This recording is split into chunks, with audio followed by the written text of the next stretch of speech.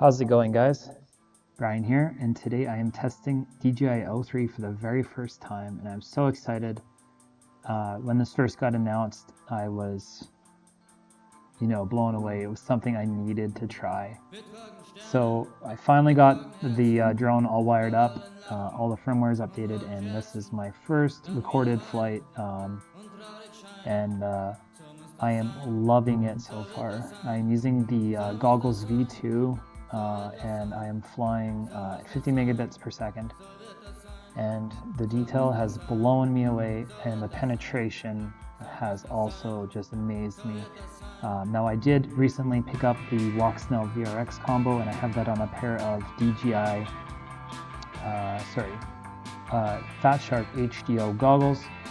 But I noticed the penetration definitely isn't as good as these O3 system with the V2 goggles. Now, I was curious when I got this whether it would be a true GoPro replacement. Currently, I own the GoPro 8, and my initial impression it would be that yes, it is a full replacement to a GoPro.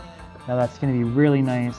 Not having that additional weight of the GoPro to affect the overall flight performance and battery life, and how hot the motors are running. So I'm really looking forward to doing more with this, and the cinematic abilities that I've instantly gained just from that overall lightness of the drone and the penetration and lack of breakup that I'm getting. Now, one thing I would mention is that I did notice there would be a little bit of delay when you're executing turns. I notice a difference compared to analog, but it's not something that I feel outweighs the pros. Now, see this here, I'm coming up over the fence, and this is a gap I really haven't seen before with analog, and there's this little small tree gap that I fly through here, and I'm seeing all those little individual twigs and branches as I fly through. Now, it's just something that I wasn't expecting it to be this good.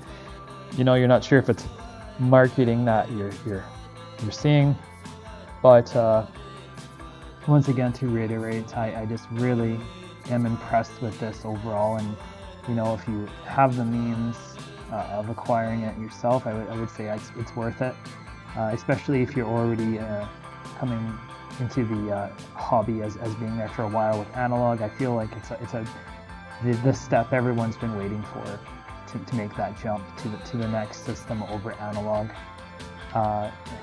So here I'm going into my shed, and this is just something I would never try with analog. I'd be worried about breakup, seeing that dust shoot up there. I'd definitely say the low light performance isn't amazing, but that's to be expected with pretty much any camera that I've ever dealt with. And the flight's coming to an end here, and I just want to say again that it's something that I do not regret buying, and I would recommend it to anyone.